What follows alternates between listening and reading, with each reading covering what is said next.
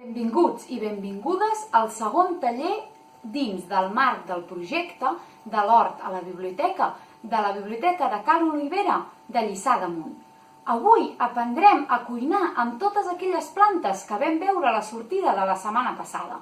Per començar, farem una truita boníssima de blet.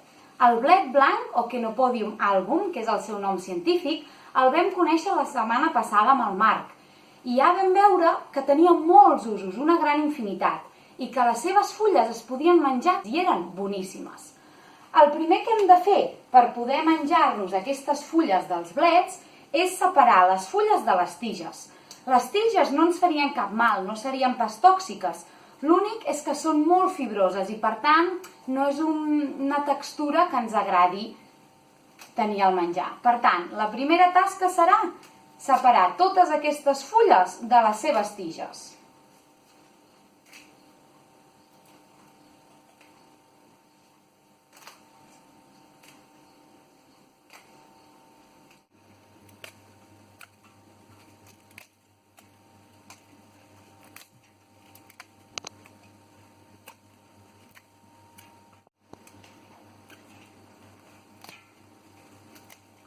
Anem separant totes les fulles i també podem agafar els brots tendres amb una mica de tija.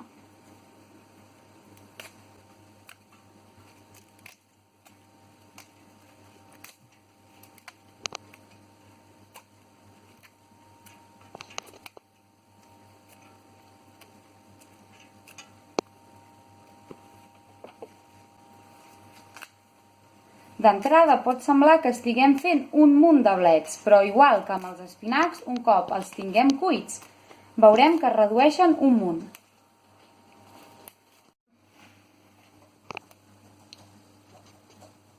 Un cop tenim totes les fulles de blet, és molt important netejar-les bé. Només que ho fem amb un bon raig d'aigua serà suficient. I recordeu que sempre hem d'agafar les plantes de llocs que sapiguem que no hi hagin tirat molts químics i tampoc que hi hagin passat molts animals.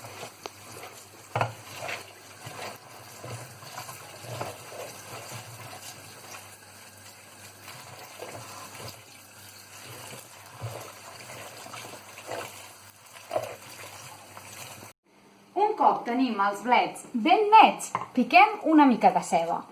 A nosaltres ens agrada molt posar una mica de ceba i una mica d'all a la truita dels blets. Tot i així, cadascú pot posar-hi el que més vulgui. Pot fer-la només de blets o afegir-hi algun altre tipus d'herba, algun altre tipus de verdura. Mentrestant, anem escalfant la paella i fiquem un raig d'oli.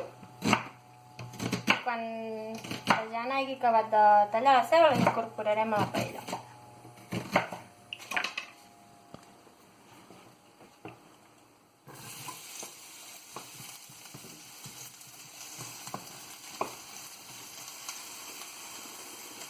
També hi podem afegir, com hem dit, una mica d'all, que també va al gust. Podem posar-ne només una dent o posar-ne fins a 2 o 3.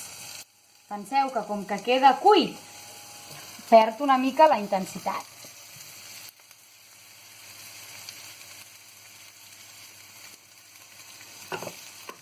Anem remenant bé la ceba i és millor que estigui ja una mica cuit abans de posar els blets, ja que els blets amb molt poca cocció ja estaran boníssims.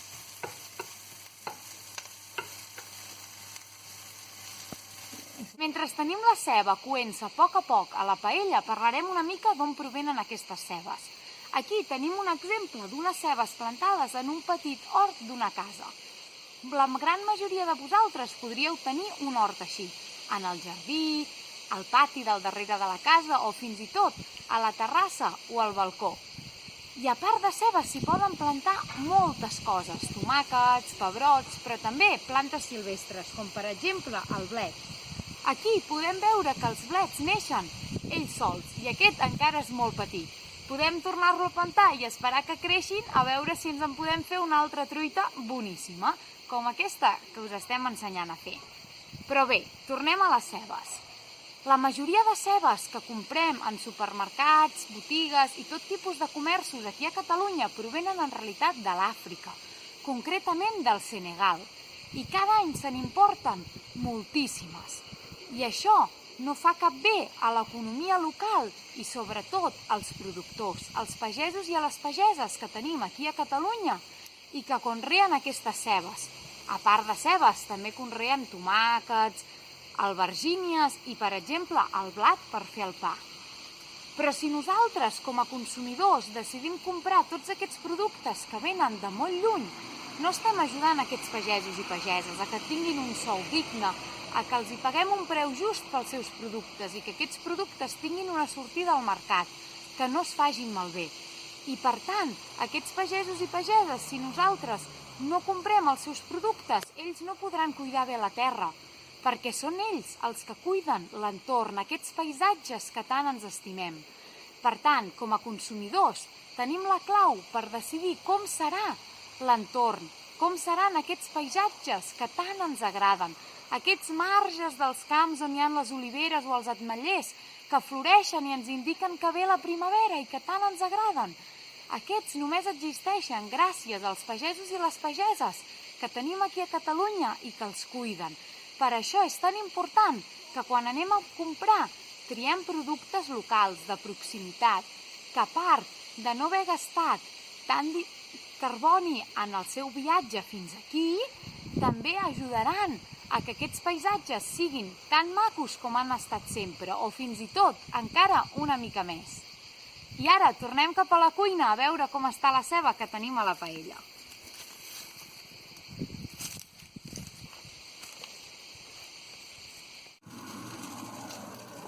Com podeu veure, ja tenim la ceba i l'all mig fets.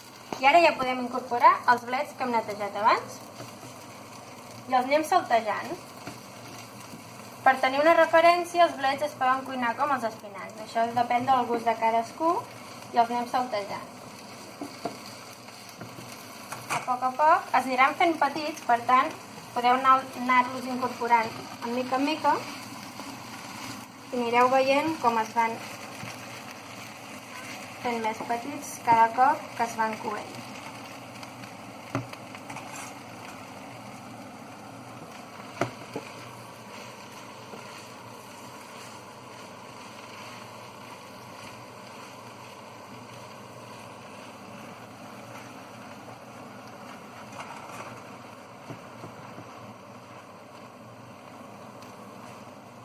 Mentre acabem de saltejar els blets, ja podem començar a batre els ous.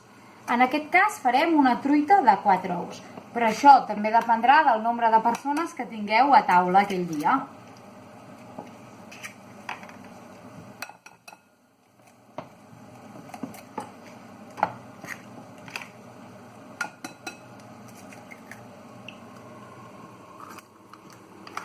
Podem afegir també una miqueta de sal.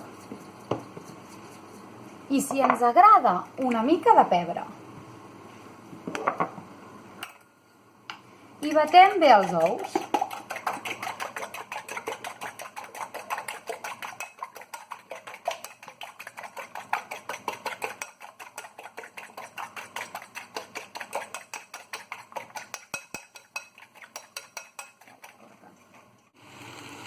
Com podeu veure, ja tenim els blets ben cuits. De la gran quantitat que havíem posat, podeu observar que s'han reduït molt el seu volum. I ara ja podem procedir a fer la truita. A mi, personalment, m'agrada més barrejar primer els blets amb l'ou i després tornar-ho a incorporar a la paella. Tot i així, segur que tots i totes heu fet alguna truita a la vostra vida, encara que no fos de blets. Per tant, que cadascú segueixi la tècnica que més li agrada i que més tingui dominat. Barregem bé l'ou perquè s'incorporin tots els blets a l'ou i tornem a la paella. Tot i així, primer hi posarem un raig més d'oli per tal d'assegurar que aquesta truita no se'ns enganxi. I quan aquest oli sigui ben calent hi afegirem la barreja de l'ou remenat amb els blets.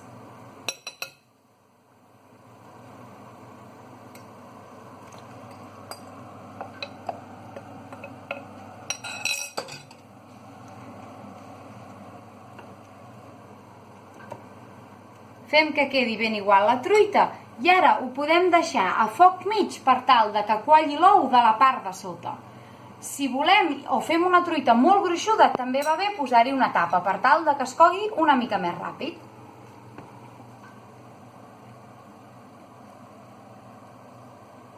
Veureu que al cap d'uns minuts ja tenim la part de baix més quallada i que veiem que podem moure la truita sencera. Ha arribat el moment de girar aquesta truita. Per tant, agafem un plat o si la fem molt gran, fins i tot un tombatruites, el posem a sobre de la paella i amb decisió girem la truita. Ara només cal que la tornem a col·locar per tal de que qualli l'ou de l'altre costat. Si ens agrada que l'ou quedi una mica cru, aquest últim pas serà molt curt. Posarem el foc fort i en menys d'un minut tindrem la capa exterior cuita. En canvi, a dins la truita seguirà sent una mica crua, ben líquida i boníssima. Si per al contrari no ens agrada gaire l'ou cru, la deixem una estoneta més i a foc més lent.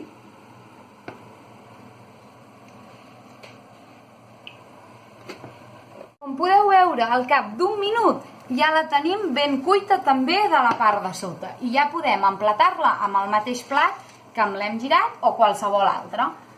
Podem tornar-la a girar o podem simplement deixar-la lliscar perquè normalment al primer costat sempre és el costat maco. I aquí tenim la nostra truita de blets, que és boníssima. Després la tastarem, però primer anem a fer la segona recepta d'avui, un postre, i són galetes de mantega amb fonoll. Comencem amb aquesta segona recepta del taller d'avui, que és perfecta per fer a totes les cases amb nens i nenes de totes les edats. Esperem que totes i tots us en recordeu molt bé del fonoll, el Phoenicum vulgare. És una altra de les plantes que vau conèixer la setmana passada amb en Marc. És una planta que té un gust anisat boníssim i que en podíem menjar tant les fulles tendres com les flors.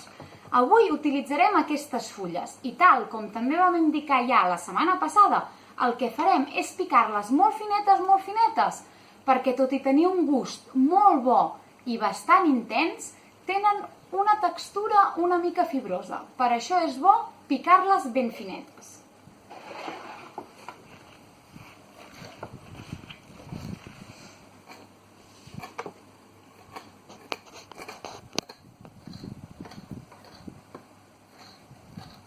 Mentrestant, que estan tallant el fonoll i la llana, ficarem els 450 grams de farina, 100 de sucre i mantega. En aquest cas hi ha un paquet de 250. És important que la mantega, com la tenim a la nevera, la traiem abans, un rato abans, amb temperatura ambient, perquè no quedi tan freda i compactada. Començarem per la farina. Hem dit 450 grams.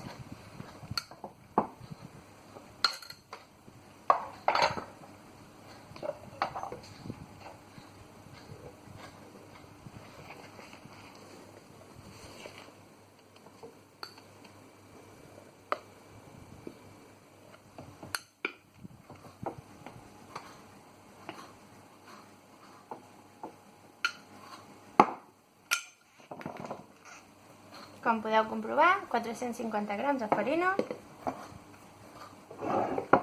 Ara posarem els 100 grams de sucre.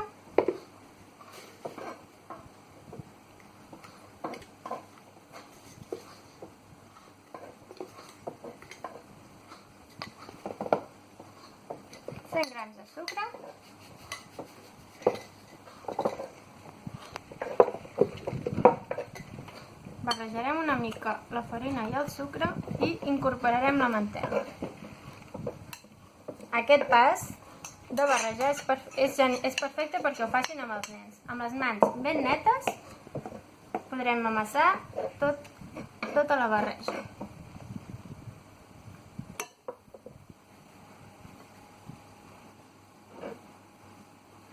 A mida que anem amassant aquesta massa, també hi podrem afegir el nostre fonoll ben picat. Podem afegir-ne més o menys, depèn de si ens agrada més o menys aquest gust de fonoll. Però és important que ens reservem una mica de fonoll picat perquè al final donarem un toc especial a les nostres galetes. Recordem també que aquest fonoll es pot fer en infusions i és boníssim i té moltes propietats beneficioses, és molt carminatiu. que vol dir que va bé quan tenim problemes de digestió, quan tenim gasos. Per tant, us recomanem també molt que, per exemple, si feu aquestes galetes per l'hora de berenar, les acompanyeu d'una bona infusió de fonoll. Un cop la massa ben amassada, que serà com una mica de plastilina, agafem algun suport que protegeixi una mica la taula ben net i comencem a amassar-la. Aquestes galetes de mantega són bones si són ben gruixudetes, per tant, no cal que les aixafem molt fines, simplement una mica amb la mà. I aleshores podem agafar els motlles que més ens agradin per tal de retallar aquestes figures. Aquí, per exemple, tenim diverses lletres i també alguns animalons. Després és important col·locar-les en una safata de forn que porti paper de forn, perquè si no se'ns enganxaran.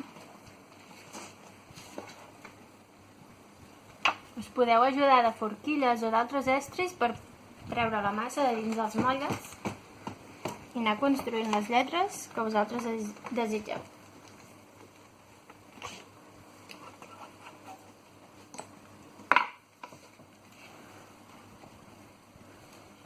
Si no teniu motlles de galetes, no hi ha cap problema. També podeu simplement donar-los forma amb la mà, fent algunes boles i aixafant-les per tal que quedin galetes rodones, que mai quedaran perfectament les vores, però encara les fa més artesanes i amb un aspecte més bo. O fins i tot podem fer servir la mateixa planta, per exemple, el fonoll, per tal d'estampar les seves fulles i el seu ramificat en aquestes galetes, donant-li després la forma que més ens agradi.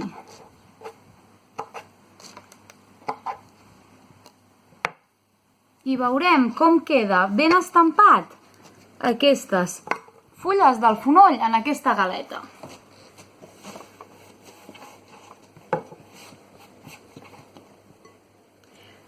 És per aquest motiu que és una activitat molt divertida i molt entretinguda per fer amb petits i grans a la casa, ja que segur que us ho passareu tots molt bé.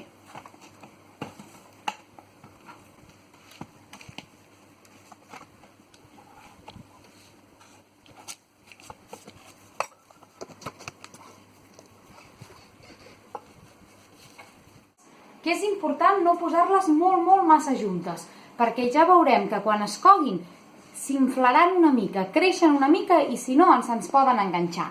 Doncs quan ja la tenim ben plena, la posarem a dins del forn, que haurem preescalfat a uns 200-220 graus. Fins i tot podem abaixar una mica el foc al forn, perquè aquestes galetes ja veureu que es fan de seguida, per tant hem d'estar molt alerta i quan vegem que comencen a estar torradetes lleugerament les retirem del forn. Quan tenim les galetes al forn prepararem una mica de cobertura, que la farem a base de llimona, fonoll i sucre. Primer de tot el que farem és simplement partir la llimona i l'exprimirem una mica a dins d'un petit got, on jo ja he col·locat la resta de fonoll picat. No cal que sigui gaire, perquè ja veureu que l'hem d'espassar amb el sucre. I tirarem una cullerada de sucre i barrejarem bé, que veureu que ens queda una mica ja més espès. Podem posar-hi més o menys sucre també depenent del gust que tenim pel dolç. Aquesta barreja, juntament amb el fonoll i la llimona, farà que quan les galetes estiguin fetes i els hi passem per sobre una mica d'aquesta salsa quedi amb un toc àcid i fresc boníssim.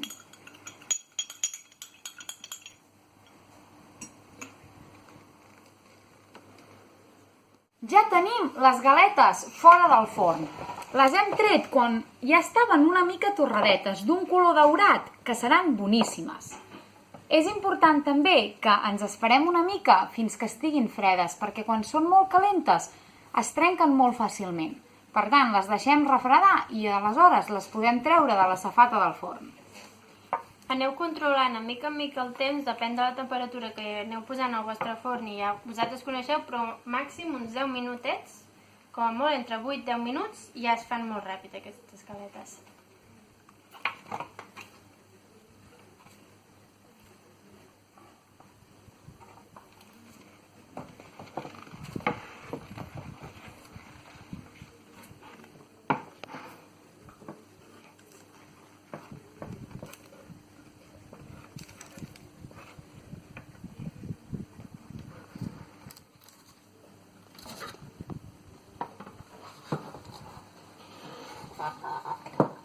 Com podeu veure, aquí tenim les galetes ja posades. Podeu escriure tot el que vulgueu. Fins i tot, si no teniu els motlles, sempre podeu tallar les lletres a mà. I ara posarem aquesta barreja que hem preparat amb llimona, sucre i fonoll una mica per sobre. Molt lleugerament i l'escampem bé. Fins i tot, si teniu un pinzellet d'aquests per cuina, us podeu ajudar del pinzell per tal de que s'escampi bé per tota la galeta.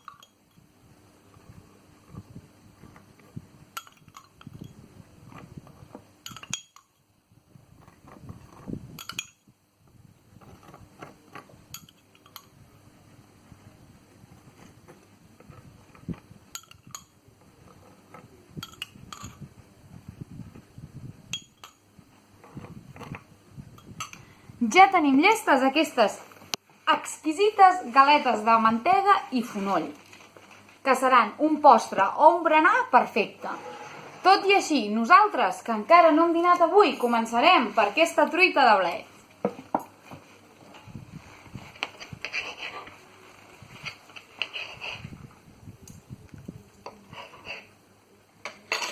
Vinga, Marta, t'ha tocat provar. Ets el conillet d'Índies. És bo o no és bo? M'encanta. Boníssim? Boníssim. Boníssim. Doncs això. I dels postres, la Marta, una galeta. Agafaré la I. La clau d'aquestes galetes és, sobretot, la part del sucre de sobre, que queda molt, molt, molt bo. Li dona, com hem dit, aquest toc refrescant, àcid i anisat. Boníssim. Boníssimes. Ja teniu un menú per aquest estiu. I ja sabeu, aquest ha sigut el segon taller dins del marc de l'hort a la biblioteca. Us esperem la setmana que ve amb moltes més idees, aquest cop sobre tints naturals i manualitats fetes en plantes. Us hi esperem.